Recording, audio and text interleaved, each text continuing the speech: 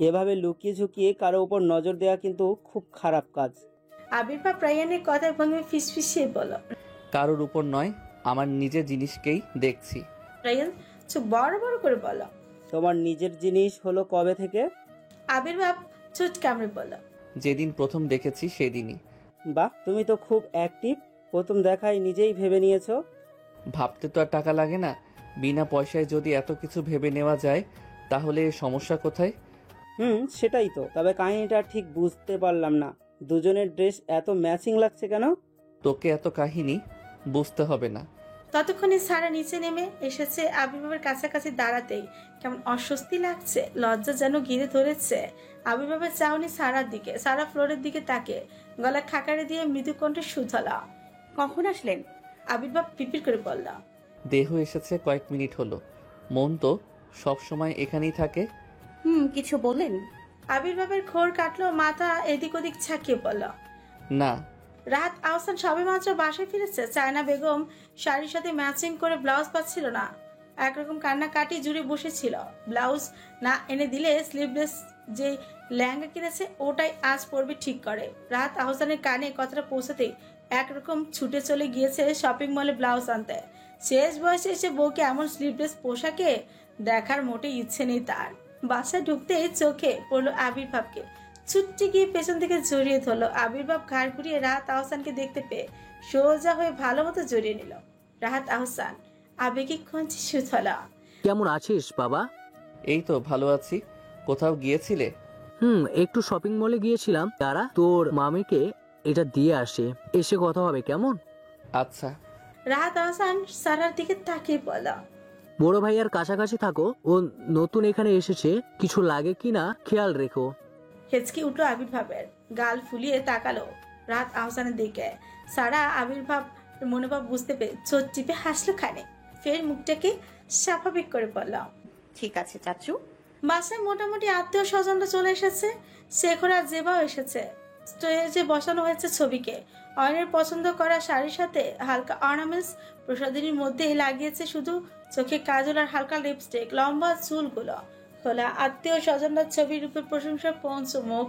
ছবির পাশে কোল ঘেঁষে বসেছে আয়াত, সিকোয়েন্স করা গ্রিন কালারের পাঞ্জাবি পরে। ছবির পাশে বসে আছে শান্তা আহসান, ল্যাভেন্ডার কালারের পাঞ্জাবি পরালে কান্নাকাটি করে গ্রিন কালারের পাঞ্জাবি পরে নিয়েছে।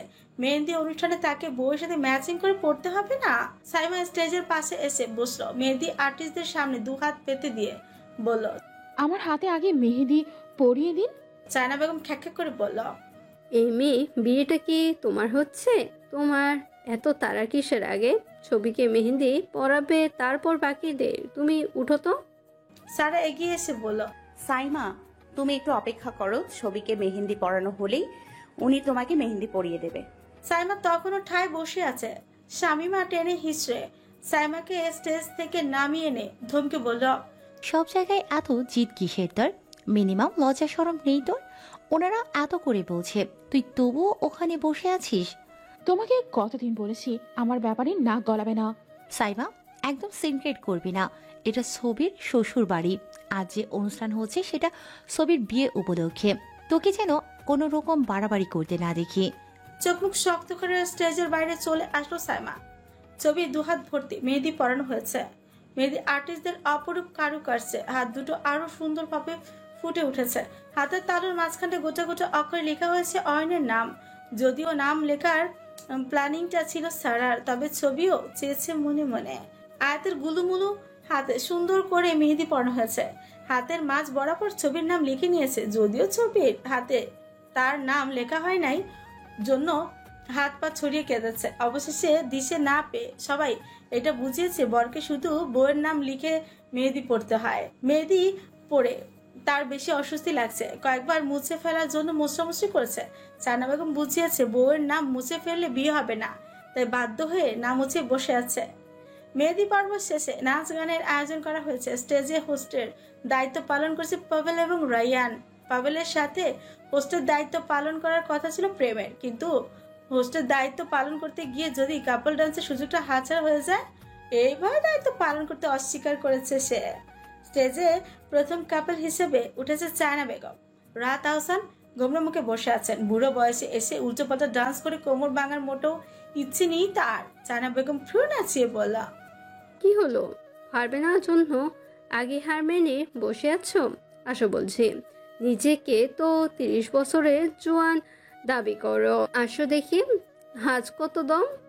রায়ান বিদ্রুপ করে বলল, ছোট আম্মু, তুমি বরঞ্চ পার্টনার চেঞ্জ করো, হবে না চাচ্চুর দ্বারা।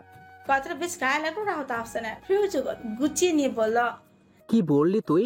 আমার দ্বারা হবে না? কলেজে নাচের জন্য কতবার পুরস্কৃত হয়েছি তোর ধারণা আছে?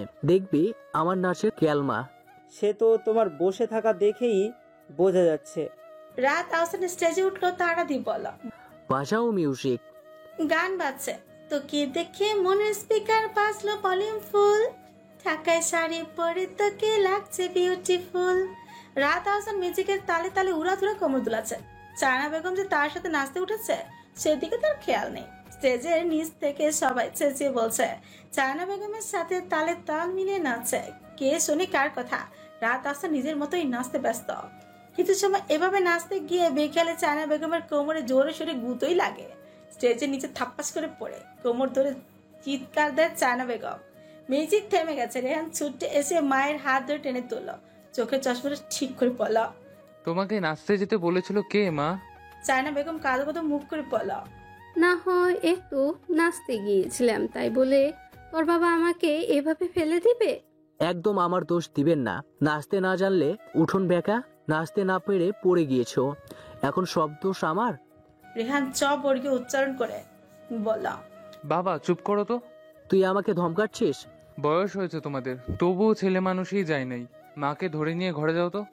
রাত আহসান চায়না বেগমকে ধরে ধরে ঘরে নিয়ে গেল। নিচে নাচের আসর আবার চমচমার সারার মুড অফ করে বসে আছে। একজন পার্টনার অভাবে আজ কাপল ডান্স করতে পারছে না। আর চোখে তাকালো আবির্ভাবের দিকে। মঞ্চে অরুণিমা এবং অবিকের কাপল ডান্স হচ্ছে। আবির্ভাব সেটাই মনোযোগ সহিত উপভোগ করছে। অবিকের মোটেও ইচ্ছে ছিল না অরুণিমার সাথে কাপল ডান্স করার। সাদেক আহসানের চোখ রাঙানিতে বাধ্য হয়ে নাচতে হচ্ছে। অবিক অরুণিমার ডান্স শেষে রায়ান লিস্ট হাতে নিয়ে আবারও মঞ্চে উঠল। মাউথপিস মুখের কাছে ধরে ঘোষণা দিল, এবারে আমাদের মাঝে কাপল ডান্সে অংশগ্রহণ করতে চলেছে মিস্টার আবির্ভাব চৌধুরী ও সারহা আহসান। সারা চমকে তাকালো আবির্ভাবের দিকে। বলছিল নাকি এই লোক কি সত্যি নাচবে তার সাথে? আবির্ভাব অপুরেলা স্টেজে উঠে গেছে। সারা এখনো বিস্ময়ে দৃষ্টিতে তাকিয়ে আছে আবির্ভাবের দিকে। আবির্ভাব স্টেজের কিনারায় এসে সারার সামনে হাত বাড়িয়ে দিল।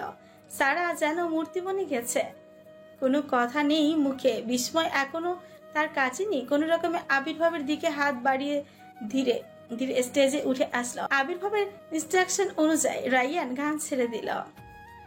কব তক চুপ बैठे अब तो कुछ है बोलना, कुछ तुम बोलो कुछ हम बोले ओ झोलना, मन जाना चाहे भी इतना ही था खोलना, ओ झोलना ओ झोलना।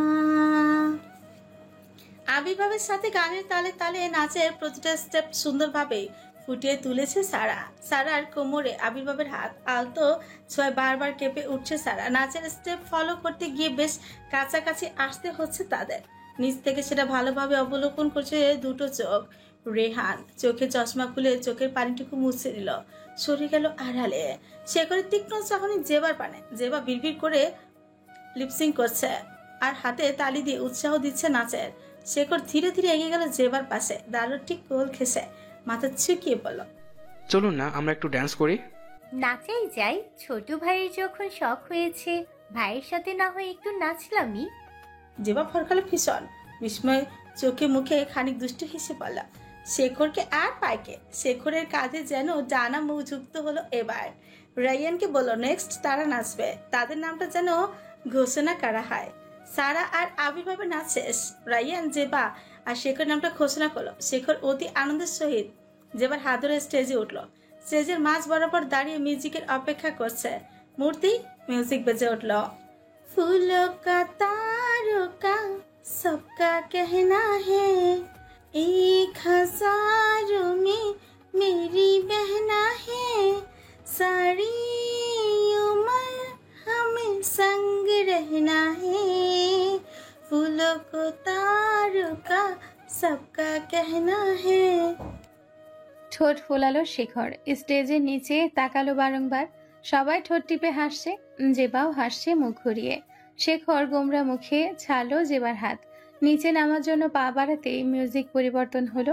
বেজে উঠল শাহরুখ কাজল জুটির মেহেন্দি লাগাকে রাখনা গানটা। শেখর খানিক স্বস্তির নিঃশ্বাস নিল এবার। মুখ চকচকে হয়ে উঠল। নিচে উঠল জেবার সাথে। স্টেজের বাইরে থেকে হাতে তালি দিয়ে সবাই উৎসাহ দিচ্ছে। ছবি উসখুস করছে, এদিক তাকিয়ে মাথা নিচু করে ফেলল। স্টেজ থেকে বারবার তাড়া দিয়ে উপরে উঠে যেতে বলছে পাভেল। নিচ থেকেও সবাই জোর করছে। নাচের অনুষ্ঠান শেষে আকস্মিকভাবে ছবি নাম অ্যানাউন্সমেন্ট করা হয়। পাভেল আগ্রহ নিয়ে বলে, ছবির গান না হলে আজকের জমজমাট আসর পূর্ণতা পাবে না। যদিও ছবির গান সম্পর্কে কেউ অবগত ছিল না, তবে পাভেলের মুখে ছবির গানের গলার প্রশংসা শুনে সবাই উতলা হয়ে পড়েছে গান শুনবে বলে। ছবি লজ্জা মাখা মুখে নিচের দিকে তাকিয়ে আছে। সারা কাঁধে গোতা দিয়ে বলল, কি হলো? যাও, সবাই অপেক্ষা করছে তো। চোখ পিটপিট করছে ছবি। মৃদুস্বরে বলল, আমি এত মানুষের সামনে গান বলতে পারবো না আপু। আর পাভেল ভাইয়া একটু বেশি বেশি বানিয়ে বলছে। আমি মোটেই অতটা ভালো গান গাইতে পারি না। আচ্ছা বাবা, যেভাবে পারবে সেভাবে বলো। এখানে আমরাই তো। ছবি আর চোখে তাকালো অয়নের দিকে। অয়ন চোখের ইশারায় স্টেজে যেতে বলছে। মৃদু হেসে ঘাড় নাড়িয়ে বলল, ঠিক আছে। স্টেজে উঠে মাইক হাতে সবার দিকে একবার করে তাকিয়ে নিল। এবার চোখ বন্ধ করে সুর তুলল। এই সুন্দর স্বর্ণালী সন্ধ্যায় একই বন্ধনে জড়ালে গো বন্ধু। এই সুন্দর স্বর্ণালী সন্ধ্যায় একই বন্ধনে জড়ালে গো বন্ধু। কোন রক্তিম পলাশের স্বপ্ন মোর অন্তরে ছড়ালে গো বন্ধু। এই সুন্দর স্বর্ণালী সন্ধ্যায় একই বন্ধনে জড়ালে গো বন্ধু।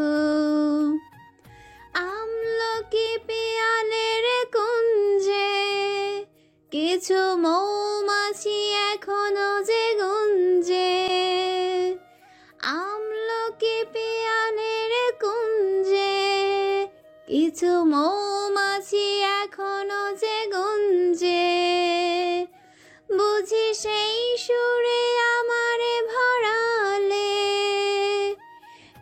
ছবি গান শেষ করে মাইক্রোফোনটি একপাশে রেখে মাথা নিচু করে দাঁড়িয়ে আছে। মুখে লজ্জার লালিমা ছড়িয়ে পড়েছে। কিছুক্ষণ নীরব থাকার পর করতালির ঝড় বয়ে যায় পুরো প্রাঙ্গণ জুড়ে। ছবি লজ্জায় মাটির দিকে তাকিয়ে দ্রুত স্টেজ থেকে নেমে আসে। সারা কাঁধে হাত রেখে মুচকি হেসে বলে, সত্যি তোমার গানের গলা তো অসাধারণ। ছবি হালকা হেসে মাথা নিচু করে। লজ্জার প্রশংসার মিশ্র অনুভূতিতে তার বুক ধকধক করে ওঠে। আবির্ভাব কিছু সময়ের জন্য থ হয়ে আছে। মায়ের কথাটা আজ বেশ মনে পড়ছে তার। ছবির গানের গলার সাথে মায়ের গানের গলার যে খুব মিল। মোলায়েম কণ্ঠে নিজের কাছে রাখলো ছবিকে। ছবি বিনা দ্বিধায় আবির্ভাবের পাশে দাঁড়ালো। মৃদু হেসে ছবি মাথায় হাত রাখলো আবির্ভাব। বুকের মধ্যে কেমন ড্রিম ড্রিম আওয়াজ হচ্ছে। এই মেয়েকে সব সময় এড়িয়ে চলার চেষ্টা করে আবির্ভাব। কাছে আসলেই কেমন অতি আপন মনে হয়। জিহ্বা দিয়ে ঠোঁট ভিজিয়ে নিল খানিক। ছোট্ট করে প্রশ্ন করলো, গান শিখো কোথাও? ছবি ফ্লোরের দিকে চিবুক নামিয়ে ভদ্রতার সহিত জবাব দিল, না ভাইয়া, আমি নিজেই একটু একটু চেষ্টা করি। বেশ ভালো গাও তুমি। গানের গলা অনেক সুন্দর। প্রতিভা নষ্ট হয়ে যেতে দিও না। চেষ্টা করে দেখিও, এটা নিয়ে অনেক দূর আগাতে পারবে। ছবি ঘাড় ঘুরিয়ে তাকালো সবার দিকে। ফের সোজা হয়ে আবির্ভাবের মুখপানি চাইলো। ঢোক গিলে নিয়ে বলল, ভাইয়া কিছু মনে না করলে একটা কথা বলতাম। বলো, তোমার যা মন চাই বলো। একটু সালাম করি আপনাকে। হাসলো খানিক আবির্ভাব। মুখে কিছু না বলে ঘাড় দুলিয়ে সম্মতি দিল। ছবির চোখ মুখ চকচকে হয়ে উঠল। মাথা ঝুঁকিয়ে সালাম করে নিল আবির্ভাবকে। আবির্ভাবের পায়ে হাত দিয়ে সালাম করা মোটেই পছন্দ না, তবে ছবিকে কেন জানি না বলতে পারল না। এত প্রশংসা যেন কিছুতেই সহ্য করতে পারছে না সাইমা। রাগে গজগজ করতে করতে আসর ছেড়ে বের হয়ে গেল। তার খুব ইচ্ছে ছিল অয়নের সাথে নাচবে, কিন্তু স্টেজে তাকে একবারও ডাকলো না, সেটা নিয়েও চটেছিল। মরার ওপর খাড়া হয়ে বসেছে, ছবিকে করা সবার প্রশংসা। এখানে বেশি সময় থাকলে রাগে উল্টাপাল্টা কিছু করে বসবে, তার চেয়ে কেটে পড়াই ভালো। করিডর দিয়ে হেঁটে যাওয়ার সময় হঠাৎ টান পড়ল হাতে। শান্তা হাত ধরে টেনে নিয়ে রুমের দরজা বন্ধ করে দিল। সাইমা ভ্রুকুচকিয়ে তাকালো শান্তা আহসানের দিকে। মেজাজ এমনিতেই চটে আছে, তার উপর হাত ধরে এভাবে টেনে আনার বিষয়টা ঠিক ঠাউর করতে পারল না। রাগী কণ্ঠে বলল, কি সমস্যা কি আপনার? আমাকে এভাবে টেনে আনলেন কেন? শান্তা আহসান মুখে আঙ্গুল দিয়ে বলল, চুপ, একদম চুপ। আমি যেটা বলি সেটা শোনো আগে। আশা করি তোমার ভালোই হবে। সাইমা বিস্ময় চোখে তাকালো। শান্তা আহসান একে একে সব প্ল্যানিং খুলে বলল। সাইমা ঠোঁটে হাসি, তবে মুখটা কিছু সময়ের জন্য গম্ভীর করে বলল, এতে আপনার লাভ কি? আমার আবার কি লাভ? তোমার বিষয়টা আমি বুঝলাম, তাই একটু সাহায্য করতে চাচ্ছি আর কি। এখন তুমি আমার সাহায্য নিবে নাকি নিবে না সেটা তোমার ব্যক্তিগত ব্যাপার। সাইমা তৎক্ষণাৎ বলল, নিব না মানে? আলবাত নিব। ভেতরে ভেতরে প্রচন্ড খুশি হলো শান্তা আহসান, তবে বাইরে বেশি উত্তেজনা প্রকাশ করলো না। ছোট করে বলল, তাহলে প্ল্যানিং অনুযায়ী কাজ শুরু করে দাও। আবির্ভাবের চোখ দুটো কাউকে খুঁজে চলেছে। ড্রয়িং রুমে সকল মানুষের চলাচল, তবে কাঙ্ক্ষিত মানুষের শূন্যতা। পাঞ্জাবির পকেট থেকে ফোন বের করে সারার ফোনে কল করলো। রিং হচ্ছে, তবে রিসিভ হলো না। চবর্গীয় শব্দ করে পা বাড়ালো সিঁড়ির দিকে। এক পা সিঁড়িতে রাখতেই সাদেক আহসান মৃদু কণ্ঠে ডাক দিল, কোথায় যাচ্ছ? আবির্ভাব অপ্রস্তুত হয়ে পড়ল, উসখুস করে বলল, একটু ওয়াশরুমে যাব। কোনো কিছু বলবে? একটু জরুরি কথা ছিল তোমার সাথে। বলো। আগে ওয়াশরুমে থেকে আসো, তারপর বলি। ওকে, তাহলে ওয়েট করো, আসছি আমি। করিডর দিয়ে হেঁটে যাওয়ার সময় গেস্ট রুম থেকে কারো কান্নার শব্দে থমকে দাঁড়ালো আবির্ভাব। ঘাড় বাঁকিয়ে কান খাড়া করে শোনার চেষ্টা করছে। গেস্ট রুমে কাছ থেকে একটু দরজার কাছে এগিয়ে এসে ভালোভাবে শোনার চেষ্টা করলো, তবে কণ্ঠস্বর চিনছে না। আচমকা দরজা খোলার শব্দে চমকে উঠল। শামীমা দরজা খুলে আবির্ভাবের মুখোমুখি হলো। চোখ নামিয়ে পাশ কেটে কিছুটা এগিয়ে যেতে আবির্ভাব মৃদু কণ্ঠে ডাকলো, শুনুন। শামীমা পায়ের গতি থামিয়ে ঘুরে তাকালো, হাসার চেষ্টা করে বলল, জি বলুন, কিছু বলবেন? ভিতরে কেউ কাঁদছিল মনে হয়। কে কাঁদছিল বলতে পারেন? আবির্ভাবের আহেন প্রশ্নে বেশ অপ্রস্তুত হয়ে পড়ল শামীমা। তুতলিয়ে বলল, কই, কাঁদছিল না তো, আমি তো ছিলাম রুমে। আবির্ভাব ভ্রু যুগল ঘোটালো, সন্দেহজনিত কণ্ঠে বলল, কিন্তু আমি তো স্পষ্ট কারো কান্নার আওয়াজ শুনলাম। শামীমা চিবুক নিচে নামিয়ে কাঁপা কাঁপা গলায় বলল, আপনি হয়তো ভুল শুনেছেন, ভিতরে কেউ কাঁদছিল না। আবির্ভাব বিড়বিড় করে বলল, স্ট্রেঞ্জ, আমি স্পষ্ট শুনলাম কান্নার আওয়াজ, আর ইনি অস্বীকার করছে। আর কিছু বলবেন? আবির্ভাব ভাবনা থেকে বের হলো এবার। ছোট করে বলল, না। দীর্ঘশ্বাস ফেলল গভীর। শামীমার দিকে সূক্ষ্ম নজরে তাকিয়ে নিল একবার। শামীমা কেমন উসখুস করছে, কোনো কিছু নিয়ে বেশ আপসেট, সেটা বুঝতে বাকি থাকলো না আর আবির্ভাবের। তবে জল ঘোলা করা পছন্দ না তার। কারো ব্যক্তিগত সমস্যার ভেতরে হুট করে ঢুকে যাওয়াটা মানায় না তার। ফের স্থান ত্যাগ করার জন্য পা বাড়ালো। আবির্ভাব কিছুটা সামনে এগিয়ে যেতে শামীমা উত্তেজিত কণ্ঠে শুধালো, আপনি কি আবির্ভাব চৌধুরী? পা থামলো আবির্ভাবের। স্থিরভাবে দাঁড়ালো কিছু সময়, মাথা ঘুরে তাকালো শামীমার দিকে, কপাল কুঁচকে বলল, শামীমা ব্যস্ত হয়ে বলল, আপনার সাথে আমার জরুরি কিছু কথা আছে, একটু শুনবেন প্লিজ, অনেক দরকারি কথা। আবির্ভাব আগ্রহ নিয়ে বলল, বলুন। শামীমা আশেপাশে তাকিয়ে নিয়ে আবির্ভাবের কাছাকাছি এসে বলল, এখানে না, একটু ওই দিকটায় যাবেন, এখানে বলা যাবে না। আবির্ভাব হতভম্ব হয়ে পড়ল, বিস্ময় দৃষ্টিতে তাকালো, ক্ষীণ কণ্ঠে বলল, ঠিক আছে চলুন। কোথায় যাচ্ছ? রাশেদের আকস্মিক আগমনে থমকালো শামীমা, পাজোড়া থামলো তৎক্ষণাৎ। ঢোক গিলে নিয়ে হাসার চেষ্টা করলো, আমতা আমতা করে বলল, কোথাও না, এখানেই ওনার সাথে একটু কথা বলছিলাম। ও, আম্মা তোমাকে ডাকে, জরুরি কথা আছে নাকি? এখনই যেতে বললো। আর উনি কে? উনি আবির্ভাব চৌধুরী, অয়ন ভাইয়ার বড় ভাই। রাশেদ সালাম দিয়ে আবির্ভাবের দিকে হাত বাড়িয়ে দিল হ্যান্ডশেক করার জন্য। আবির্ভাবও অবলীলায় হ্যান্ডশেক করে নিল। রাশেদ ছোট ছোট করে বলল, আমি ওনার অনেক নাম শুনেছি, আমাদের এখানকার অনেকেই ওনার কোম্পানিতে কর্মরত। শামীমা মৃদু হেসে বলল, ও। আবির্ভাবের চোখের দিকে তাকিয়ে ইশারায় বোঝালো পরে কথা হবে। রাশেদকে তাড়া দিয়ে বলল, চলুন আমার কাছে যাওয়া যাক। কিন্তু তুমি তো ওনাকে কিছু একটা বলতে চাচ্ছিলে, কথাটা শেষ করেই চলো। কই তেমন কিছু না, এমনি গল্প করছিলাম আর কি। ওনার মতো এত বড় বিজনেসম্যানের সামনাসামনি কথা বলার সুযোগ কি কখনো পাবো? এখন দেখা হয়ে গেল, তাই একটু কথা বললাম। আসি ভাইয়া, আবার অন্য সময় কথা হবে। কথাটা বলেই শামীমা দ্রুত সামনের দিকে চলে গেল। রাশেদ মৃদু হেসে আবির্ভাবের দিকে তাকিয়ে বলল, আসি কেমন? আবির্ভাব কিছু সময় ঠায় দাঁড়িয়ে থাকলো, মাথা কেমন এলোমেলো হয়ে আসছে। শামীমার কথাবার্তা কেমন সন্দেহের মতো। বিড়বিড় করে বলল, উনি কি এমন বলতে চাইলো যে হাজবেন্ডকে দেখে চুপ হয়ে গেল? ফের বলল, হোয়াট এভার, আমি এত ভাবছি কেন, ওনার দরকার হলে আবার বলবেন। আবির্ভাব আবার পা বাড়ালো সারার রুমের দিকে। কিছুক্ষণের মধ্যে এসে দাঁড়ালো সারার রুমের দরজার পাশে। রুমের দরজা খোলা, মেঝেতে পড়ে অসহ্য যন্ত্রণায় কাতরাচ্ছে সারা। চুলের মুঠি চেপে ধরে কষ্টটাকে নিয়ন্ত্রণ করার চেষ্টা করছে, তবে বারবার ব্যর্থ। সারা শরীরে লাল হয়ে ছোট ছোট ফুসকুড়িতে রূপান্তরিত হয়েছে। যন্ত্রণাকে আরো দ্বিগুণ বাড়িয়ে দিচ্ছে। ওয়েটারের থেকে এক গ্লাস শরবত খাওয়ার পর থেকেই তার গায়ে আকস্মিক ভাবে এমন জ্বালা পোড়া শুরু হয়, সাথে শ্বাসকষ্ট। প্রথমে পাত্তা না দিলেও কয়েক সেকেন্ডের মধ্যে সেটা ভয়াবহ রূপ নেয়। নিচে কাউকে কিছু না বলে দৌড়ে উপরে চলে আসে। সারা শরীরে হাত দিয়ে কেমন অবশ হয়ে আসছে, জায়গায় জায়গায় লাল হয়ে চামড়া ছিলে গেছে। সহ্য ক্ষমতা যেন হারিয়ে যাচ্ছে। আবির্ভাব দরজার পাশে এসে চমকালো। মেঝেতে ছটফট করছে সারা। আবির্ভাবের বুকের মধ্যে কেমন ধক করে উঠল, মাথা ফাঁকা লাগছে কেমন। একটু আগেও তো ভালো ছিল, কি হলো এখন? দৌড়ে গিয়ে সারার পাশটায় বসলো। দুই হাত দ্বারা সারার বাহু টেনে তুলতেই চমকে উঠল। এ কি মুখের অবস্থা? আতঙ্কিত কণ্ঠে বলল, কিভাবে হলো এসব? সারা নিস্তেজ হয়ে পড়েছে, কথা বলার শক্তিটুকু হারিয়েছে। আবির্ভাব এক মুহূর্ত দেরি না করে সারাকে পাজা কোলে তুলে নিল। সিঁড়ির কাছাকাছি আসতে উপস্থিত সবাই চেঁচিয়ে উঠল। সাদেক আহসান আতঙ্কিত কণ্ঠে বলল, কি হচ্ছে আমার মেয়ের? শাহানারা দৌড়ে কান্নাজড়িত কণ্ঠে বলল, কি হয়েছে সারাহর? ও কথা বলছে না কেন? আবির্ভাবের কণ্ঠস্বর ব্যস্ত। বুকের মধ্যে যে ঝড় বয়ে চলেছে সেটা দমানোর চেষ্টায় আবির্ভাব। শাহানার দিকে তাকিয়ে ছোট করে জবাব দিল, আমি জানি না মামুনি, হঠাৎ দেখলাম মেঝেতে এভাবে পড়ে আছে, ওকে হসপিটালে নিয়ে যেতে হবে এখনই।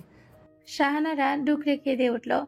অয়ন মাকে আগলে নিয়ে বলল, টেনশন করো না মা, বড় ঠিক হয়ে যাবে। কথাটা বলার সময় অয়নের কণ্ঠস্বর কেঁপে উঠল। একমাত্র বোনের এমন করুণ অবস্থা চোখের সামনে দেখে হাত পা ছড়িয়ে কান্না করতে মন চাচ্ছে তার। তবে এই কঠিন মুহূর্তে এভাবে ভেঙে পড়লে চলবে না। সবাই একে একে এসে নানা প্রশ্ন করছে। আবির্ভাব কারো প্রশ্নের জবাব দিল না, বোধহয় প্রয়োজন মনে করলো না। সোজা সদর দরজার সামনে হাঁটা শুরু করলো। ছবি দৌড়ে এসে কান্নাজড়িত কণ্ঠে বলল, আমি যাব ভাইয়া। অয়ন চোখ রাঙিয়ে বলল, করতে চাচ্ছি, সবসময় বায়না করবে না, সরো সামনে থেকে, বোনকে হসপিটালে নিয়ে যেতে হবে। ছবির কান্নার গতি আরো বেড়ে গেল। শব্দ করে কেঁদে বলল, আমি আপুর সাথে যাবই।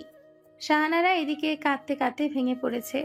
রেহানা এসে শাহানারাকে সান্ত্বনা দিচ্ছে। সাদেক আহসান গম্ভীর কণ্ঠে বলল, চলো আমিও যাব তোমার সাথে। কিন্তু বাবা। অয়নের কথা শেষ না হতেই সাদেক আহসান হাত তুলে অয়নকে থামিয়ে দিল। অয়ন সর্বোচ্চ স্পিডে গাড়ি চালাচ্ছে, পাশে বসেছে সাদেক আহসান। সাদেক আহসান অস্থির হয়ে বারবার পেছনে তাকাচ্ছে। সারা নিস্তেজ দেহখানা বুকে আগলে পেছনে বসেছে আবির্ভাব। ছবি হাত দিয়ে সারার হাত পা মালিশ করে দিচ্ছে। কয়েক মিনিটের মাথায় হসপিটালে এসে পৌঁছালো গাড়িটি। স্ট্রেচারের অপেক্ষা না করে সারাকে পাজা কোলে নিয়ে দৌড়ে হসপিটালের ভেতরে চলে গেল আবির্ভাব। গলা ফাটিয়ে ডক্টরদের ডাকলো। ডক্টর বের হয়ে এসে সারাকে ভালোভাবে পর্যবেক্ষণ করে সান্ত্বনা দিয়ে বলল, মিস্টার চৌধুরী শান্ত হন, আমরা দেখছি। আবির্ভাব যেন শান্ত হতে পারছে না, উত্তেজিত কণ্ঠে বলল, প্লিজ ডক্টর, ডু সামথিং, ওর ভীষণ কষ্ট হচ্ছে, প্লিজ ওর কষ্টটা কমিয়ে দিন। ওকে মিস্টার চৌধুরী, ওনাকে ভেতরে নিয়ে আসুন, আমরা দেখছি, আপনি উত্তেজিত হবেন না। সারার স্যালাইন চলছে। ডক্টর কিছু ব্লাড টেস্ট দিয়েছে, সেগুলোর রিপোর্ট হাতে না আসলে ঠিক বোঝা যাচ্ছে না হঠাৎ এমন অসুস্থ হয়ে পড়ার কারণ কি। আবির্ভাবের অস্থির হয়ে রুমের বাইরে পায়চারি করছে। অয়ন থ হয়ে বসে আছে। সারার অ্যালার্জিজনিত সমস্যা নেই, তাহলে হঠাৎ এমন হলো কেন? তার মাথায় যেন নানা প্রশ্ন ঘুরপাক খাচ্ছে। উঠে সে আবির্ভাবের কাঁধে হাত রেখে বলল, ভাই রিপোর্ট আসতে আর কত সময় লাগবে? ডক্টর বলল তো 10 মিনিটের মধ্যে এসে যাবে। কেটে গেছে বেশ কিছু সময়। ডক্টর রিপোর্ট দিয়েছে। রিপোর্টে অ্যালার্জি ছাড়া আর কিছু ধরা পড়েনি। গভীর রাত, সারা মোটামুটি এখন সুস্থ। স্যালাইন চলছে, ডক্টর ইনজেকশন পুশ করেছে বেশ কয়েকটা। অ্যালার্জি কমেছে, গায়ে লাল লাল ছোপের দাগগুলো বেশ মিলে গেছে। অয়ন জোর করে সাদেকা হোসেন এবং ছবিকে বাড়িতে পাঠিয়ে দিয়েছে। শাহানারাকে মিনিটে মিনিটে কল করে সারার শারীরিক পরিস্থিতির আপডেট জানানো হয়েছে। সারা সুস্থ জানার পরও শাহানারাকে শান্ত করা যায়নি। দিশে না পেয়ে সারার সাথে কলে কথা বলিয়ে দিয়েছে অয়ন, তবেই শান্ত হয়েছে। বেডের পাশে চেয়ার পেতে বেডের ওপর মাথা ঠেকিয়ে বসে আছে আবির্ভাব। সারা পিটপিট করে চোখ খুলল। ধীরে ধীরে শোয়া থেকে উঠে বসতে গিয়ে হাতের ক্যানোলায় টান লাগলো ভীষণ। চোখ মুখ কুচকে মৃদু আর্তনাদ করে উঠল। আবির্ভাব চমকালো, ঘাড় সোজা করে ব্যস্ত হয়ে বলল, কি হলো? উঠে বসলেন কেন? কোথায় কষ্ট হচ্ছে বলুন আমাকে, ডক্টর ডাকবো? খুব কষ্ট হচ্ছে কি? সারা মৃদু কণ্ঠে বলল, আমি ঠিক আছি। এটা খুলে দেবেন, একটু ওয়াশরুমে যাব। আবির্ভাব স্যালাইন খুলে দিয়ে সারার হাত ধরে নিচে নামালো। সারা হাত ছাড়িয়ে বলল, আমি একা যেতে পারবো। আমি ধরে নিয়ে যাই? না, আপনি বসুন, আমি একাই যেতে পারবো। Are you sure? সারা ঘাড় নেড়ে হ্যাঁ বোঝালো। দুর্বল শরীর নিয়ে পা বাড়ালো ওয়াশরুমের দিকে। কিছুক্ষণ যেতে কেমন মাথা ঘুরে উঠল, মাথায় হাত দিয়ে টলছে। বিষয়টা খেয়াল করলো আবির্ভাব। দৌড়ে এসে সারাকে ধরে নিল। সহসা রাগ দেখিয়ে বলল, কতবার বললাম আমি সাহায্য করি, একা একা আসতে গেলেন কেন? কত সময় থাকবেন আমার পাশে? সারা জীবন তো আর থাকবেন না। আমি সাময়িক কোনো কিছুতে অভ্যস্ত হতে চাই না। যদি বলি সারা জীবন পাশে থাকবো? সারা চকিতে তাকালো আবির্ভাবের দিকে। আবির্ভাব করুণ দৃষ্টিতে তাকিয়ে আছে। কয়েক ঘন্টার ব্যবধানে মানুষটাকে কেমন অগোছালো লাগছে। সারা চোখ অশ্রুতে ভরে উঠল। এই মানুষটা একটু অগোছালো দেখলেই এমন বুকের মধ্যে দুমড়ে মুচড়ে উঠে কেন? তার স্কুল জীবন থেকে নিজের কাছে নিজে প্রতিজ্ঞা করেছিল কখনো কোনো ছেলের প্রতি দুর্বল হবে না। সেই প্রতিজ্ঞা এত বছর অব্যাহত ছিল, তাহলে এখন কেন এমন অনুভূতি জন্ম নিল? ভাবতে ভাবতেই চোখ বেয়ে কয়েক ফোঁটা পানি গড়িয়ে পড়ল গলার ভাঁজে। আবির্ভাব হাত দিয়ে সারা চোখের পানি মুছে দিয়ে বুকে আগলে নিল। সারা এবার যেন আরো বেশি কান্না পাচ্ছে। বিড়বিড় করে বলল, আশ্চর্য, এত কান্না পাচ্ছে কেন আমার? আবির্ভাব মৃদু কণ্ঠে বলল, খুব কান্না পাচ্ছে কি? সারা আবির্ভাবের পাঞ্জাবি আঁকড়ে ধরে অন্য মনস্ক হয়ে উত্তর দিল, কান্না পেলে কাঁদুন, তবে আমার পাঞ্জাবিতে একদম সর্দি মুছবেন না। সারা আবির্ভাবকে ছেড়ে তৎক্ষণাৎ সোজা হয়ে দাঁড়ালো। কোমরে হাত ঠেকিয়ে বলল, কি বললেন আপনি? আমি আপনার পাঞ্জাবিতে সর্দি মুছবো?